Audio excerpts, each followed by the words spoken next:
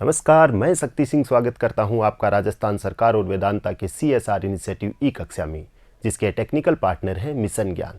प्यारे बच्चों, हम पढ़ रहे थे क्लास 12 रसायन विज्ञान के अध्याय 10 हैलोजन व्युत्पन्न के बारे में। और पिछले पार्ट में हमने हैलोजन व्युत्पन्नों के लिए एल्किल हैलाइडों की जो रासायनिक अभिक्रियाएं हैं उनके बारे में चर्चा की थी। और उन्हीं रासायनिक अभिक्रियाओं में हम आज आगे बढ़ते हैं। आज के इस भाग में हम 3 प्रकार की अभिक्रियाओं को पढ़ेंगे। एक तो विलोपन अभिक्रिया पढ़ेंगे, एक धातुओं से अभिक्रिया पढ़ेंगे और एक अपचयन अभिक्रिया पढ़ेंगे। किस प्रकार से एल्किल हैलाइड विलोपन अभिक्रिया करते हैं, तो सबसे पहले हम विलोपन अभिक्रिया को देखते हैं।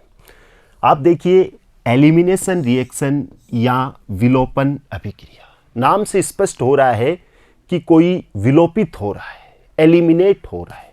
ये रिएक्शन किस प्रकार से होती है, सबसे पहले आप इसको देखिए। ये कोई जनरल एल्किल हैलाइड है। जैसे यहाँ मैंने R लिखा है और R के साथ कोई भी एल्किल हैलाइड जैसे CH2CH2Cl लिखा है। ठीक, अब इसमें किया क्या है, इस Cl को हमने अलग से लिख दिया और ये जो CH2 था इसके एक H को हमने अलग से लिख दिया। ऐसा क्यों लिखा है, क्योंकि ये थोड़ा समझने के लिए आसान हो जाएगा। ठीक है, इसकी क्रिया हम एल्कोहलिक KOH के साथ करवा रहे हैं। ये बात महत्वपूर्ण है, हम किसके साथ करवा रहे हैं, एल्कोहलिक KOH के साथ। इससे पहले वाले भाग में आपने पढ़ा होगा जब हमने नाभिक स्नेही प्रतिस्थापन अभिक्रियाएं पढ़ी थी, और नाभिक स्नेही प्रतिस्थापन अभिक्रियाओं में हमने जलीय KOH के साथ क्रिया करवाई थी। और जब जलीय KOH के साथ क्रिया करवाई थी तो एल्किल हैलाइडों से एल्कोहल का निर्माण हुआ था। और यहां हम क्या कर रहे हैं, यहां हम एल्किल हैलाइडों की एल्कोहलिक KOH के साथ क्रिया करवाते। जब एल्कोहलिक KOH के साथ क्रिया करवाई जाती है तो यहां से ये जो 2 कार्बन परमाणु है, एक कार्बन परमाणु के साथ एक हैलोजन जो यहां क्लोरीन है और दूसरे कार्बन परमाणु के साथ कोई हाइड्रोजन है जो इस CH2 था जिसके H को हमने अलग करके लिखा है। ये यहां से दोनों मिलकर ये HCl निकल जाएगा। 2 अणुओं का निष्कासन हुआ है।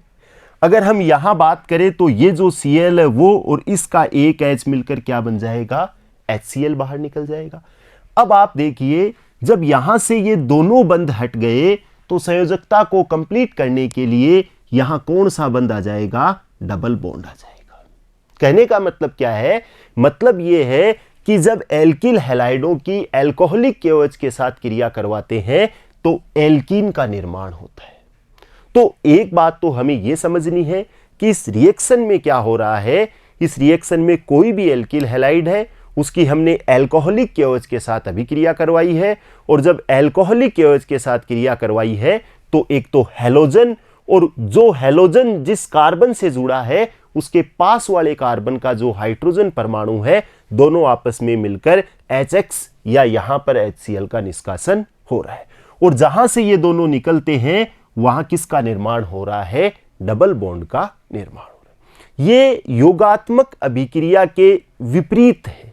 यहां योगात्मक में योग होता है और यहां क्या हो रहा है, विलोपन हो रहा है। ठीक है, दूसरी बात यहां समझिए आप, यहां ये जो अल्फा कार्बन है, हैलोजन जिस कार्बन से जुड़ा हुआ होता है उसे हम अल्फा कार्बन कहते हैं, और उसके पास में जो हाइड्रोजन लगा हुआ होता है उसे हम अल्फा हाइड्रोजन कहते हैं। अब इस हैलोजन जिस कार्बन से लगा है ये अल्फा कार्बन है, और इस अल्फा कार्बन के पास वाले कार्बन को हम क्या कहते हैं, बीटा कार्बन कहते हैं।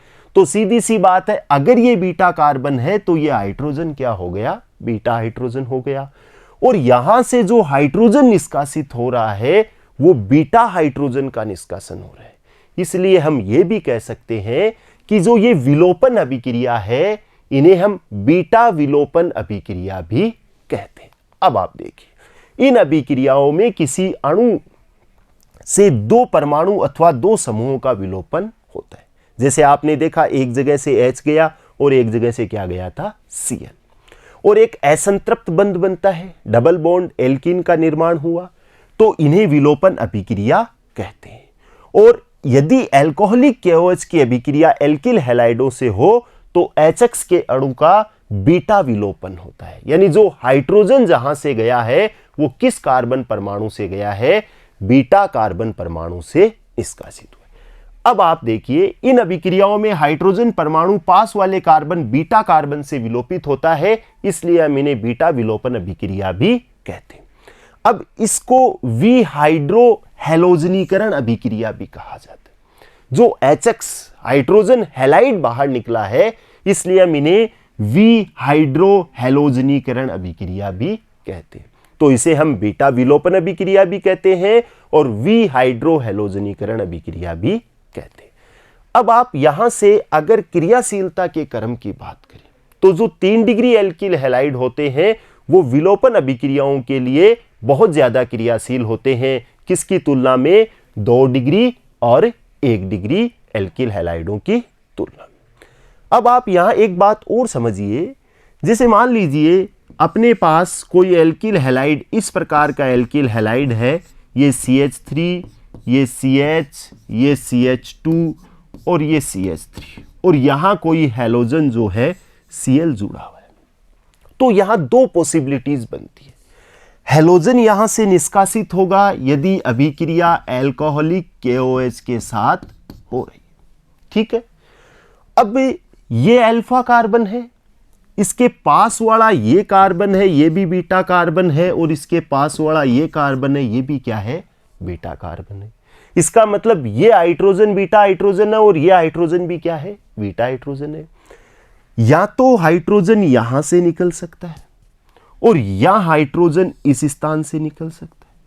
अगर हाइड्रोजन यहां से जाता है तब यहां तो बच जाएगा CH2 और ये H इस Cl के साथ मिलकर HCl बाहर निकल जाएगा, यहां डबल बॉन्ड बन जाएगा, ये CH आगे वो CH2 ऐसा का ऐसा, ये CH3 ऐसा का ऐसा, ठीक है। अगर ये हाइड्रोजन यहां से निकलकर इस स्थान से निकलता है, ध्यान देना, अगर ये हाइड्रोजन इस बीटा कार्बन से ना निकल के इस वाले बीटा कार्बन से निकलता है तो क्या होता, तो फिर मैं इसको यहां लिख सकता हूं, ये CH3 ऐसा का ऐसा रहेगा, ये जो Cl है इसका इस CH के साथ जो Cl जुड़ा है वो इस हाइड्रोजन से निकल जाएगा, तो यहां डबल बॉन्ड बन जाएगा और यहां बन जाएगा CH और ये क्या हो जाएगा CH3, ठीक। तो 2 प्रकार के प्रोडक्ट बन रहे हैं। एक ऐसा प्रोडक्ट बन रहा है जिसमें 1 ब्यूटीन बन रही है, 4 कार्बन की श्रृंखला है, ब्यूटीन है, 1 नंबर पर द्विबंध है, 1 ब्यूटीन कह सकते हैं। और यहां क्या बन रही है, यहां 2 ब्यूटीन बन रही है। तो 2 प्रोडक्ट बन रहे हैं। अब कौन सा प्रोडक्ट बनना चाहिए ये चीज हमें समझनी है। अगर नॉर्मली अगर बीटा हाइड्रोजन एक ही होता, जैसे हमने पहले वाले एग्जाम्पल में देखा था, यहां केवल ये एक ही बीटा हाइड्रोजन था, इस तरफ कुछ भी नहीं जुड़ा हुआ, तब तो कोई दिक्कत ही नहीं थी। लेकिन अगर बीटा हाइड्रोजन इधर भी हो और इस तरफ भी हो, दोनों जगह से बीटा हाइड्रोजन निकल सकते हो, तो ऐसी स्थिति में कौन सा बीटा हाइड्रोजन निकलेगा और कौन सा प्रोडक्ट बनेगा, जैसे यहां 1 ब्यूटीन बनेगी या 2 ब्यूटीन बनेगी, इसको सेटजेफ नामक वैज्ञानिक ने समझाया। तो हम ये कह सकते हैं कि अगर 2 प्रकार की एल्कीन बनती है हाइड्रोजन हैलाइडों पे, जब एल्कोहलिक KOH की क्रिया करते हैं तो उसे फिर सेटजेफ के नियम से समझा जाता है। सेटजेफ का नियम यह कहता है कि यदि एल्किल हैलाइडों में विलोपन अभिक्रिया हो रही है तो वो एल्कीन अधिक बनेगी जिस पर अधिक एल्किल प्रतिस्थापी समूह उपस्थित हो। कैसे, इस एग्जाम्पल से आप समझिए। यहां आप देखिए, यहां भी ये बीटा कार्बन है और ये भी बीटा कार्बन है, ये हाइड्रोजन बीटा हाइड्रोजन हो गए और ये हाइड्रोजन भी क्या हो गए, बीटा हाइड्रोजन हो गए, ठीक है। अगर पहली कंडीशन में मैं यहां से क्या करता हूं, एक H रिमूव करता हूं, ध्यान देना, इस H को, एक H को इस Br के साथ निकाल देता हूं, तो यहां से यदि एक H बाहर निकलता है तो इस संरचना को, ये संरचना बनेगी। इसको थोड़ा सा चेंज करके लिखा है, मैं इसको अलग से लिख देता हूं, ये CH2 हो गया, ठीक है, ये डबल बॉन्ड बन गया, ये Br HBr के रूप में निकल गया, ये CH, ये CH2 और ये क्या बन गया, CH3, और ये 1 ब्यूटीन का निर्माण हो गया। और यदि ये हाइड्रोजन बाहर निकलता, यहां वाला एक हाइड्रोजन ये HBr के रूप में बाहर निकलता, तो ये डबल बॉन्ड यहां बन जाता, जैसा आप देख रहे हो 2 ब्यूटीन का निर्माण हो जाता। अब आप इस पर सेट-जेप का नियम लगाइए। ये देखिए डबल बॉन्ड बन रहा है यहां और ये डबल बॉन्ड बन रहा है यहां। इसमें प्रतिस्थापी जो एल्किल प्रतिस्थापी है उनकी संख्या देखिए। यहां एल्किल प्रतिस्थापी केवल एक है CH2 CH3 एथिल और यहां एल्किल प्रतिस्थापी 2 है, एक मेथिल इस तरफ है और एक मेथिल इस तरफ है। तो हम ये कहेंगे कि जो 2 ब्यूटीन है उसका निर्माण ज्यादा होगा। तो जो 2 ब्यूटीन है वो 81% बन रही है, 1 ब्यूटीन है वो 19% बन रही है। तो हम कह सकते हैं कि ज्यादा मात्रा में या जो मेन प्रोडक्ट होगा वो क्या होगा, 2 ब्यूटीन होगी। क्यों होगी? क्योंकि उसमें जो द्विबंध है उससे जुड़े हुए एल्किल प्रतिस्थापी है उनकी संख्या 2 है। ठीक है, एक एग्जाम्पल और देख सकते हो, इसको देखिए। ये भी एल्किल हैलाइड है, ये 3 डिग्री एल्किल हैलाइड है क्योंकि हैलोजन जिस कार्बन से जुड़ा है वो 1, 2 और 3 कार्बन परमाणुओं से जुड़ा हुआ है। ठीक है, अब ये इसके पास एक तो ये रहा बीटा कार्बन, एक ये रहा बीटा कार्बन, यहां 2 हाइड्रोजन है, यहां 3 हाइड्रोजन है। दोनों कंडीशन हम अप्लाई करते हैं। यदि यहां वाला एक हाइड्रोजन इस Br के साथ क्रिया करके HBr निकलेगा तो एक बार तो डबल बॉन्ड यहां जाएगा, जैसा आप यहां देख सकते हो। ये CH3, फिर ये CH, फिर डबल बॉन्ड ये C और 2 इससे क्या जुड़े हुए हैं CH3।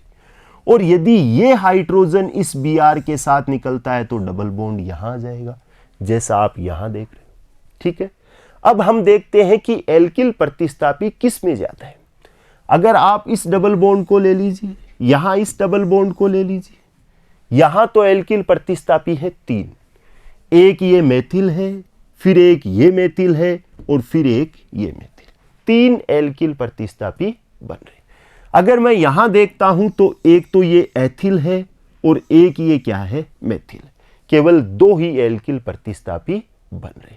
तो हमें आसानी से ये पता चलता है कि ज्यादा कौन बनेगा, जो 2 मेथिल 2 ब्यूटीन है वो मेन प्रोडक्ट बनेगा। क्यों? क्योंकि इसके अंदर एल्किल प्रतिस्थापियों की संख्या ज्यादा है, किसकी तुलना में, 2 मेथिल 1 ब्यूटीन की तुलना। ठीक है, तो ये जो विलोपन अभिक्रिया है इसमें हमने क्या पढ़ा, कोई भी एल्किल हैलाइड जो है वो एल्कोहलिक KOH के साथ अभिक्रिया करता है तो एल्कीन का निर्माण हो रहा है, और HX अगर Cl है तो HCl, Br है तो HBr बाहर निकल रहा है। जो हाइड्रोजन है वो बीटा कार्बन के पास से निकल रहा है, इसलिए हम इसे बीटा विलोपन भी कहते हैं। और इस अभिक्रिया में HX निकल रहा है, इसलिए इसे हम हाइड्रोहेलोजनीकरण अभिक्रिया भी कहते हैं। और अगर एक से ज्यादा एल्कीन बनती है, यानी बीटा कार्बन अगर ज्यादा है, एक से ज्यादा है, तो ऐसी स्थिति में जो मेन प्रोडक्ट होगा वो सेट-जेप के नियम के अकॉर्डिंग होगा। ठीक है, इसके आगे आप देखिए धातुओं से अभिक्रिया, रिएक्शन विद मेटल। मेटल से एल्किल हैलाइड किस प्रकार अभिक्रिया करते। सबसे पहले हम सोडियम धातु से क्रिया देख रहे हैं। ये कोई भी एल्किल हैलाइड RX लिखा है, मैं आपके समझने के लिए इस R की जगह CH3 और इस X की जगह क्या लिख देता हूं, Cl। और ये सोडियम के 2 अणुओं के साथ क्रिया कर रहा है और 2 ही हम एल्किल हैलाइड लेते हैं। तो एक एल्किल हैलाइड मैं इस तरफ लिख देता हूं, ये CH3 और ये क्या लिख दिया है Cl। ठीक है, अब आप देखो यहां हो क्या रहा है। सबसे पहले तो ये रिएक्शन शुष्क ईथर की उपस्थिति में होती है, क्योंकि सोडियम मेटल जो है वो बहुत एक्टिव होती है, मोर एक्टिव होती है। और अगर ये ईथर अगर नम होता है, पानी होता है, तो हमें पता है सोडियम पानी में क्या करता है, आग पकड़ने लगता है। इसलिए इसकी अभिक्रिया किसके साथ करवाई जाती है, शुष्क ईथर के साथ। अब यहां जो ये दोनों Na हैं वो ये दोनों X के साथ क्रिया करके 2NaX बना रहे हैं। सिंपल सी बात है, यहां जो दोनों Cl है वो दोनों Na के साथ क्रिया करके 2NaCl बाहर निकाल दें। बचा क्या, एक CH3 इस तरफ और एक CH3 इस तरफ, तो मैं लिख सकता हूं ये CH3 और ये CH3 बन गया और साथ में क्या बन गए 2NaCl। R की जगह कुछ भी हो सकता है। अगर एथिल होता तो एक एथिल इस तरफ और एक एथिल उस तरफ, ठीक है। तो हमें यह ध्यान रखना है R की जगह एल्किल समूह कुछ भी हो सकता है। अब आप इसमें एक चीज और नोट कीजिए, यहां मैंने मेथिल क्लोराइड लिया जिसमें एक कार्बन परमाणु था और यहां मेरे पास एथेन बना है। जो एथेन है उसमें कितने कार्बन परमाणु है? 2 कार्बन परमाणु है। तो यहां एल्किल की संख्या डबल हो गई। अगर मैं यहां 2 कार्बन परमाणु वाला कोई एल्किल हैलाइड जैसे एथिल क्लोराइड लेता हूं तो उधर 4 हो जाएंगे, ब्यूटेन बन जाएगा। तो यहां हमें 2 चीजें ध्यान रखनी। कभी भी एल्किल हैलाइड सोडियम से क्रिया करते हैं तो आप नॉर्मली याद रखो RR बनता है। अगर मेरे पास CH3Cl है तो उधर डबल हो जाएगा, एथेन बन जाएगा। अगर मेरे पास एथिल क्लोराइड है तो उधर ब्यूटेन बन जाएगा। अगर मेरे पास प्रोपिल क्लोराइड है तो वहां 6 हो जाएंगे, हेक्सेन बन जाएगा। तो सोडियम धातु से क्रिया होती है, एल्केन का निर्माण हो रहा है और 2 एल्किल हैलाइडों को लेते हैं, दोनों X 2 Na के साथ मिलकर NaX बाहर निकल रहा है, ठीक। आगे देखो, यदि एल्किल हैलाइड अलग अलग हो, कैसे? जैसे एक तरफ तो मैं ले लेता हूं CH3Cl और दूसरा एल्किल हैलाइड मैं ले लेता हूं CH3CH2Cl, ठीक। और वही रिएक्शन किसके साथ हो रही है? सोडियम धातु के साथ हो रही। अब यहां 3 प्रकार के प्रोडक्ट बन सकते हैं। हो सकता है सोडियम जो है वो 2 एल्किल क्लोराइडों के साथ क्रिया करे। अगर ऐसी स्थिति होती है तब तो यहां ब्यूटेन बन जाएगा, CH3CH2CH2CH3। यदि दोनों ही एल्किल हैलाइड एथिल क्लोराइड हो तो। और ऐसा यहां भी हो सकता है। अगर यहां मेथिल क्लोराइड है, मैं कहता हूं सोडियम दोनों मेथिल क्लोराइड से ही क्रिया करता है, तो फिर यहां क्या बन जाता? CH3CH3 डबल हो जाता, एथेन बन जाता। और मैं यह भी कह सकता हूं एक मेथिल क्लोराइड है और एक एथिल क्लोराइड है, तो ये दोनों Cl इसके बाहर निकल जाएंगे 2 Na के साथ और प्रोपेन बन जाएगा, CH3CH2CH3। तो 3 प्रकार के प्रोडक्ट बन रहे। अब आप यहां से इसको समझिए, या तो RR है तो 2 RR बन जाएंगे, या फिर अगर हम इसको R' लिखते हैं तो 2 R' बन जाएंगे। और यदि एक ये R' और एक ये R क्रिया करता है तो RR' बन जाएंगे, ठीक है। तो यदि एल्किल हैलाइड अलग अलग हो तो 3 प्रकार के एल्केनों का निर्माण होता है, या हम यूं कह सकते हैं एल्केनों का एक मिश्रण प्राप्त होता है, ठीक है। नेक्स्ट देखिए, अब हम लिथियम धातु के साथ क्रिया करवा रहे हैं। पहले हमने सोडियम के साथ क्रिया करवाई, एल्केन बने। अब हम किसके साथ क्रिया करवा रहे हैं? लिथियम के साथ। किसकी क्रिया? एल्किल हैलाइडों की। यहां हमने R की जगह CH3CH2 एथिल लिया है और हेलोजन के स्थान पे Br लिया है, तो ये एथिल ब्रोमाइड है। अब आपके दिमाग में एक बात तो स्पष्ट होनी चाहिए कि LiBr बाहर निकलेगा, ठीक है। तो LiBr बाहर निकल रहा है, यहां 2 लिथियम होते हैं और एक लिथियम इस एल्किल ग्रुप के साथ जुड़ जाता है। वहां 2 सोडियम थे और 2 एल्किल समूह थे, इसलिए दोनों हेलोजन सोडियम के साथ बाहर निकल गए। यहां 2 लिथियम है लेकिन एल्किल समूह कितना है? 1। तो एक हेलोजन तो एक लिथियम के साथ निकलकर LiBr बना रहा है और दूसरा लिथियम जो है वो इस एल्किल समूह के साथ जुड़ जाएगा। अगर ये एथिल है तो इसके साथ जुड़कर एथिल लिथियम बना रहा है। ये एक प्रकार का कार्बधात्विक यौगिक है, ऑर्गेनोमेटेलिक कंपाउंड है। क्या होता है, यदि कोई भी कार्बनिक यौगिक है और वो किसी धातु के साथ जुड़ा हुआ है तो ऐसे यौगिकों को हम क्या कहते हैं?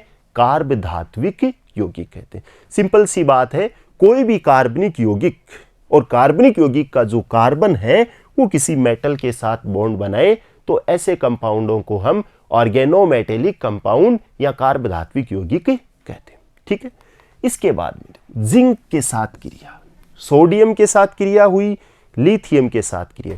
जब सोडियम के साथ क्रिया हुई तो 2 NaX बाहर निकले, RR बना। जब लिथियम के साथ क्रिया हुई तो एक हैलोजन जो है वो तो लिथियम के साथ क्रिया करके जैसे LiBr बना था, और दूसरा लिथियम उस एल्किल समूह के साथ जुड़ गया, जैसे वहां लिथियम एथिल लिथियम का निर्माण हुआ था।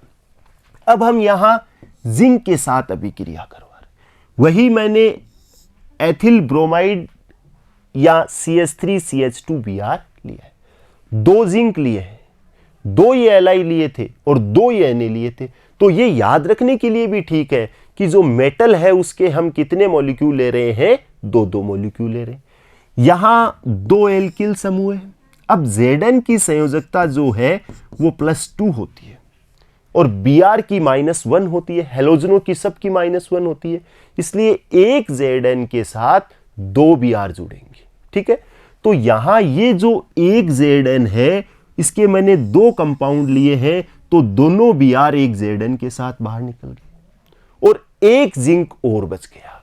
जो एक जिंक और बचेगा वो इन दोनों एल्किल समूहों के बीच में हो जाएगा। कैसे? अगर हम इसको इस प्रकार से लिखें जैसे RBr प्लस 2 Zn, फिर मैं लिख देता हूं इसको RBr, तो ये दोनों Br जो थे वो तो एक Zn के साथ क्रिया करके बाहर निकल गए, और जो दूसरा Zn है वो इन दोनों एल्किल समूह के R और दूसरे R के बीच में इस प्रकार से शिफ्ट हो गया, और ये क्या बना, ये एथिल है, ये एथिल है, डाई एथिल जिंक का निर्माण हो गया। किसका निर्माण हुआ? डाई एथिल जिंक का निर्माण। और इस डाई एथिल जिंक को हम क्या कहते हैं? फ्रैंकलैंड अभिकर्मक कहते हैं। ये महत्वपूर्ण है। हमने पहले, आपको ध्यान हो तो एक बार हमने नाइट्रोसिल अभिकर्मक पढ़ा था, NOCl, जिसे हम टिल्डेन अभिकर्मक कहते थे, और ऐसे ही हम यहां क्या पढ़ रहे हैं? फ्रैंकलैंड अभिकर्मक पढ़ रहे हैं। तो आप जब इन चीजों को नोट करते हो ना, तो इन अभिकर्मों को अलग से भी नोट करते रखा, और हमें इससे क्या फायदा होगा? एक तो हमें अभिकर्मक का पता चलेगा, और दूसरी हमें वो रिएक्शन भी पता चलेगी कि वो किस प्रकार की अभिक्रिया हो रही थी। ठीक है, तो यहां क्या हो रहा है? जिंक के साथ क्रिया हो रही है, दोनों Br जिंक के साथ क्रिया करके ZnBr2 बना रहे हैं, और एक जो जिंक है वो दोनों एल्किल समूह के बीच में आके डाई एल्किल जिंक का निर्माण कर रहा है, और ऐसे अभिकर्मकों को फ्रैंकलैंड अभिकर्मक कहते हैं। नेक्स्ट रिएक्शन देखिए, मैग्नीशियम धातु से क्रिया। यह महत्वपूर्ण रिएक्शन है, और यह रिएक्शन आपके बार बार आएगी। आगे के जो चैप्टर हैं, इवन ये क्लास 11 में भी आई है, और हम जितने चैप्टर पढ़ते जाएंगे आगे ऑर्गेनिक के, उन सब में आएगी। ये मैग्नीशियम धातु से क्रिया हो रही, किसकी हो रही है? एल्किल हैलाइडों की हो रही है। कोई भी एल्किल हैलाइड, जैसे अपने पास है CH3Cl, यहां हमने RX लिखा है, Mg से क्रिया कर रहा है। काम क्या हो रहा है? ये Mg इन दोनों के बीच में आके शिफ्ट हो रहा है, RMgX बन रहा है। अगर ये CH3Cl होता है तो ये CH3MgCl बन जाएगा। इसे ग्रिग्नार अभिकर्मक कहा जाता है। ग्रिग्नार अभिकर्मक की हम बहुत सी अभिक्रियाएं पढ़ेंगे, लेकिन ग्रिग्नार अभिकर्मक बनता कैसे है? आप किसी भी एल्किल हैलाइड की क्रिया मैग्नीशियम धातु के साथ करवा दीजिए। आप यहां एक चीज नोट कीजिए, R चेंज हो सकता है, हैलोजन चेंज हो सकता है, मैग्नीशियम सेम है, तो इन्हें हम alkyl magnesium halide, methyl magnesium chloride, इसका नाम क्या हो गया? Methyl magnesium chloride. तो यह प्रश्न आ सकता है, ग्रिग्नार अभिकर्मक का निर्माण किस प्रकार होता है? तो हम सिंपल कह सकते हैं, किसी एल्किल हैलाइड की क्रिया मैग्नीशियम धातु से कीजिए, किसकी उपस्थिति में? शुष्क ईथर की उपस्थिति में। और ये जो धातुओं से रिएक्शन हो रही है, ये सारी शुष्क ईथर की उपस्थिति में ही हो रही। यहां एक रिएक्शन हो रहा है, ये एथिल ब्रोमाइड है और ये मैग्नीशियम से क्रिया हो रही है, ये Mg यहां आ जाएगा, ये CH3CH2MgBr एथिल मैग्नीशियम ब्रोमाइड, और इसको क्या कहते हैं, ग्रिग्नार अभिकर्मक। ठीक है, नेक्स्ट देखिए, लेड सोडियम मिश्र धातु से अभिक्रिया। लेड और सोडियम दोनों की जो मिश्र धातु है उससे रिएक्शन हो रही है। क्या हो रहा है, यहां 4 Pb और Na लिए, इसको थोड़ा समझना, ये रिएक्शन भी इंपॉर्टेंट है। ठीक है, वही एल्किल हैलाइड है। अब एक नजर में हम देखें तो NaBr निकल जाएंगे, और 4 Na है, 4 Na है, 4 एल्किल ग्रुप ले लो तो 4 NaBr निकल गए, ये 4 NaBr, 4 Pb बचे, और जो एक Pb है वो यहां इस एल्किल ग्रुप से जुड़ जाएगा, ये C2H5Br है। थोड़ा ध्यान रखना, ये C4 नहीं है, ये क्या है, C2 है।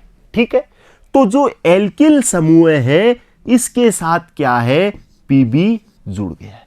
अब ये एल्किल समूह 4 थे तो मैं इसको ऐसे लिख सकता हूं, C2H5 और Pb, ये एथिल है तो टेट्रा एथिल हो गए, और इसके साथ लेड जुड़ा है इसलिए हम इसे टेट्रा एथिल लेड TeL भी कहते हैं।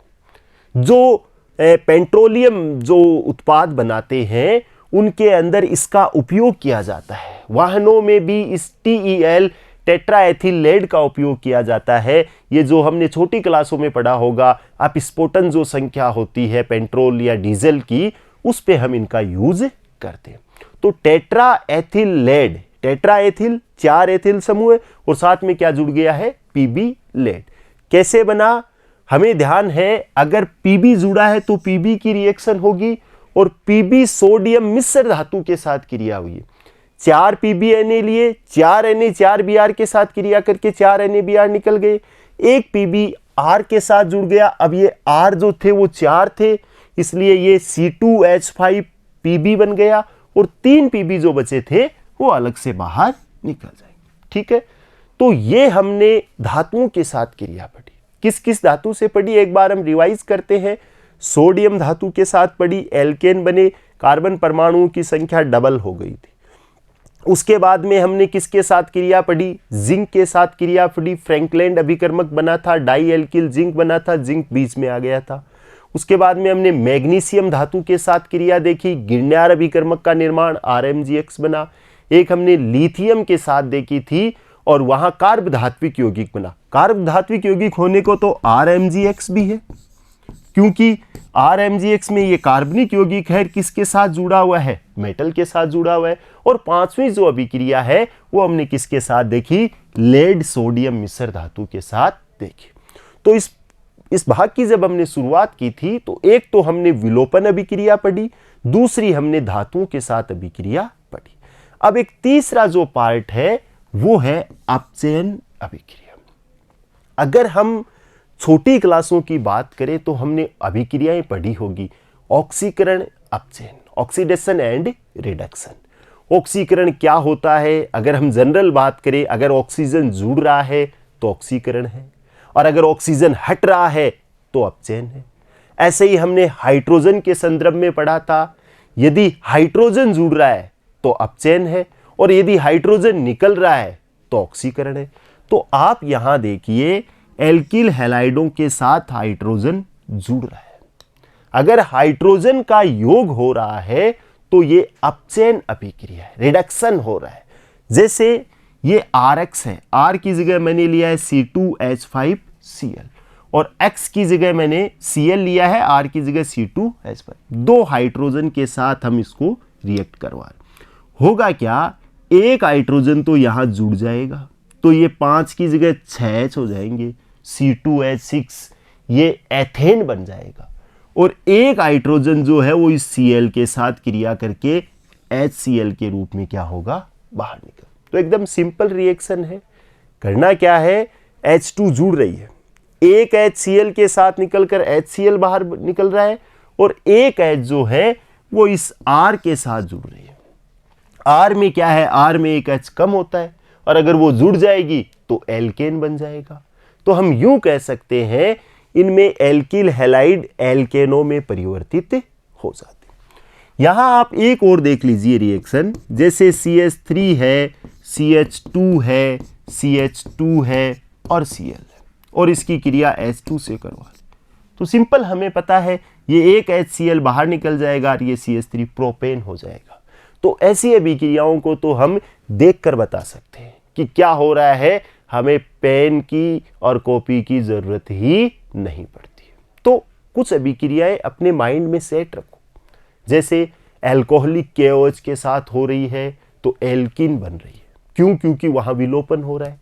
अगर जलीय KOH के साथ हो रही है तो फिर जलीय KOH के साथ होगी, तब वहां नाभिक स्नेही प्रतिस्थापन अभिक्रिया होगी, OH- जुड़ेगा, और जो ये एक K है वो हेलोजन के साथ क्रिया करके KX, KCl, KBr, KI बाहर निकलेगा, तो वहां एल्कोहल बन रहा है।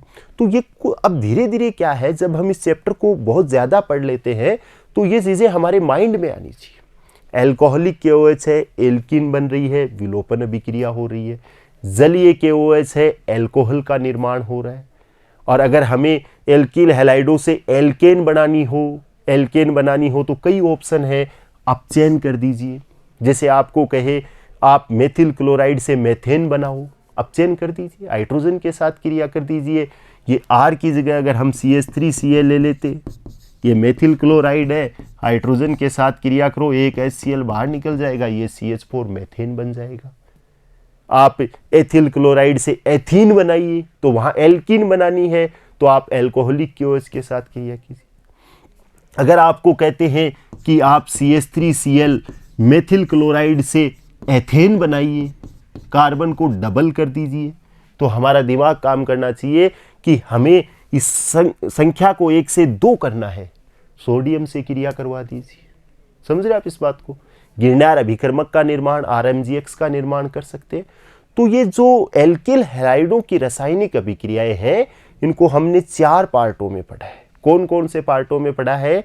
एक हमने जो सबसे बड़ा टॉपिक था नाभिक स्नेही प्रतिस्थापन अभिक्रियाएं, दूसरी हमने क्या पढ़ी? दूसरी हमने विलोपन अभिक्रियाएं पढ़ी, तीसरी हमने धातुओं से क्रिया पढ़ी, और चौथा पार्ट जो है वो हमने अपचयन पढ़ा है।